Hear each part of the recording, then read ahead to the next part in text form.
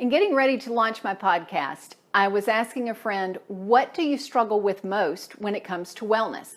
And her answer, top of the list, is energy at the end of the day to cook something healthy. She said, I can either have something healthy or I can have something easy. And usually I just go get fast food, and that's easy, and it's definitely, typically not healthy. Yeah, I get that. And for any busy professional, that is the scenario where you are finishing your day and you're excited about the things going on in your life. You're excited about the things in your family and your community activities. And somehow taking care of your own nourishment is what's easiest to push out. Well, we're going to solve that for you today.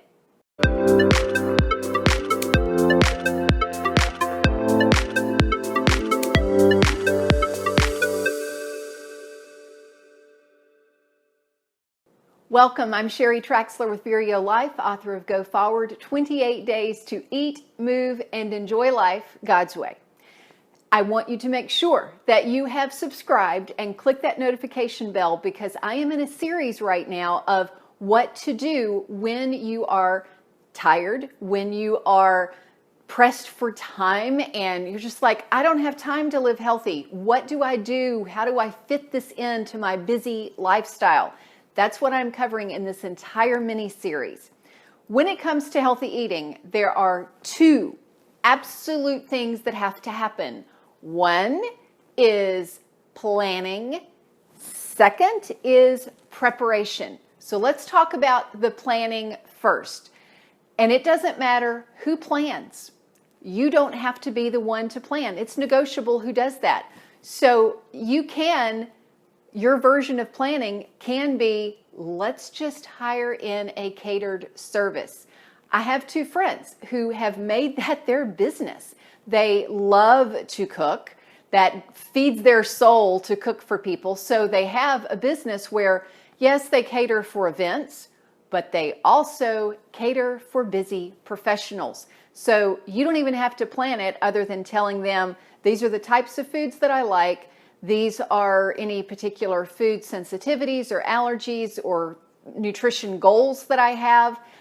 They develop something around that. So check in your town, check who is available, who does catering for busy professionals. Second way to plan, I know a lot of people who do this, and I've tried it, and I will link the video to you where I did my review of this, is meal kits. Delivery services. So let me just show you some of these. Doesn't that look yummy? Oh, yes. And so all the planning is done for you. The ingredients are there. The directions with pictures are on the back. And there's Green Chef, HelloFresh, Blue Apron. I mean, there's so many of them. And they have step-by-step where let me get that where you can see it. You don't have to think. It does take time, but you don't have to think in terms of planning what you're going to have. The most planning you have to do is get on the website and go click, click, click for the meals that you want delivered.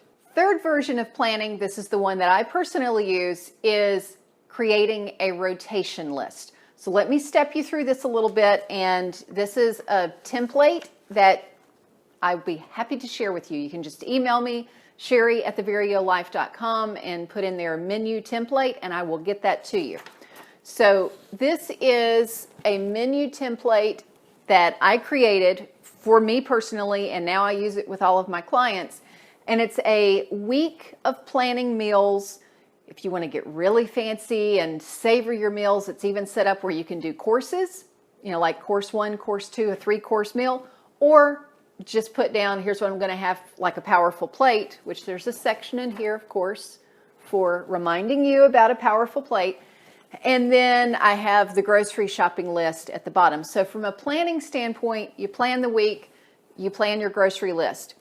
Rotation, this is what's key that saves us time and mental energy, let me pull up my 5, because I just keep these on a old clipboard that has some sentimental value to me, but not so sentimental that if it gets messed up, I'm concerned about it. So you will see here, week 1, winter. Week 2, winter. What I did a couple of winters ago was I recorded the plan as I did it, and there are 5 of these. So I don't have to go in order. If I go, no, we had that, salmon and potatoes and salad, 3 weeks ago, maybe it's time for it again, but I'm not really in the mood for it. I switch it around, but I only have had to plan it once, and then I just go to the next sheet, and the menu plan is there and done. So that does take some more effort on the front end, but it's very customized then to what we like. We're not pigeonholed into what either someone is willing or able to cook as a chef delivery service or what a meal kit service provides. And there are pros and cons with all of these methods. You just have to decide which version of planning works for you, knowing that sometimes you don't even have to be the one to plan. Just delegate that out. Once you know what version of planning that you're doing, then we move on to number 2, preparation. When it's a chef cooking it for you, pretty much the only prep you have to do is pull it out of the freezer, put it in the oven, and heat and eat. You're good. The second version, this one's a little bit tricky because with all of these, they actually require a lot of preparation. They don't require quite as much mental power figuring out what the steps are, but some of them are going to have maybe not complicated, but different steps than what you're used to doing. This was something I was talking with a client about who she tried this, and on the surface she loved it, but she said it actually took longer to make the meals and it took a little bit more brain power than she was expecting because there was this sense of, well, I don't know how to do XYZ, so I'm learning a new skill. That's one of the strengths of these meal kit deliveries is you do get to learn new cooking skills that you have not tried before. But that does mean brain power, and that's what we're trying to avoid because we are tired at the end of the day. So just know that, and if you're going to use meal kit, choose things that you're pretty familiar with, that are pretty simple, and on the weekends, maybe that's when you try something that is a little different. I have one client that she and her husband, they love to cook, but they forget on the planning part. It's like once it's there, they love the preparation. It's relaxing for them to chop and to do new things. But the planning is what is difficult for them. So meal kits have been perfect because this completely takes out the planning. It completely takes out the how many onions do I need, how many carrots do I. That's all there and taken care of.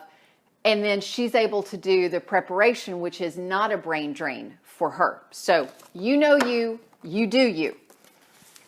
Now, when it comes to preparation, when you are doing it from a rotation plan of, okay, I know that I'm going to have these recipes this week, preparation ahead of time is key. Let me give you an example and then I'm going to show you some. If you are wanting to have stir fry on Tuesday night, coming home and having to chop a lot of things for stir fry, having to pull everything out together, that takes a lot of brain power. My motto for myself is a little bit of chopping is relaxing, a lot of chopping is a chore. End of story for me. So if it's 1 or 2 things I need to chop, a couple of celery ribs or 1 onion, it's like, okay, that's cool. But when it's a lot, now it's a production. Now, no, it's not going to happen. It's going to be overwhelming. Again, you. So if on the weekend, you know that a stir fry is coming up on Tuesday night, on the weekend, if you've already washed and chopped everything, now all you have to do is grab and put in a hot wok. And you've got a stir fry on Tuesday night. So simple, doesn't take any brain power, and you're sitting down to a hot meal in 15-20 minutes. 2 more no-brainer tips. One is buy pre-chopped at the grocery. You do not have to do the chopping. So you've planned, but a lot of the preparation can be done from the deli, can be from the produce department. And I've mentioned this in another video that I will link, and that is frozen veggies The only mental thing you have to do is know how to boil water. You just boil water, throw in the frozen vegetables for a couple of minutes to blanch, and you're done with half of your powerful plate. So you set that block of time for Saturday morning, Sunday afternoon, and you get out all of your fruits and veggies. You start the water running, and you put in your hydrogen peroxide and your vinegar. A little pro tip here, that you use about a half a cup of hydrogen peroxide and about a half a cup, quarter cup, half cup of vinegar, excuse me, for about a half a sink of water. You can also use the produce wash stuff, but I'm out of that right now, and a combo of hydrogen peroxide and white vinegar work just fine. So that's one pro tip. While these apples are going in, I'll also give you another pro tip. Lettuce. This is the pre-washed. If you get regular lettuce that is not already cut and pre-washed, the baby lettuces in a box, but like a full-grown, don't wash those until you're ready to use them. I know it means doing some prep the night of, but it really, lettuce, you really have to let it dry so thoroughly before you put it away that unless you know that you're going to do that, wash it the night of or use a pre-bagged. Also, berries, blueberries, strawberries, do not wash them ahead of time. Rinse them off as you go, wash them as you go. Again, because they will absorb that extra water and they will go bad much, much faster.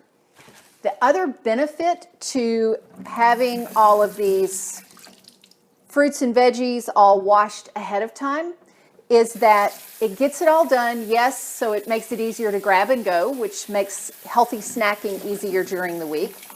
But the other is then it's all done, all of that is cleaned up and sanitized before you cook chicken. So let's take that stir fry that you're going to make on Tuesday night, so you don't have to cook the chicken on Tuesday night. Go ahead and cook it on the weekend. It's going to stay good for 2 or 3 days. It's already cooked. Then you just cut it up and put it in your stir fry on Tuesday night. Little bonus tip, all the tops that I don't like to eat and the bottoms, instead of just throwing them away, they're going into the vegetable stock, the bone broth, whatever of that you make. The celery's now dry, so it's ready to cut into small snack size pieces and then little pieces to go on salads, soups, into stir fries, however you want to use those. Bell peppers also do really well like this. And cucumbers. Cucumbers can get a little bit mushy if you toward the end of the week, but celery, carrots, all those do great to prep ahead of time. And I need to watch my fingers with this knife versus watching you. So here we go. Be sure that you message me for your template, sheri@theveryolife.com. I will get that to you. It'll be such a resource whenever you are planning to do a rotation for yourself. Thank you for being here. Remember to subscribe, click that notification bell, and until next time in this mini series of what to do when you don't have time, find your path and fulfill your unique potential.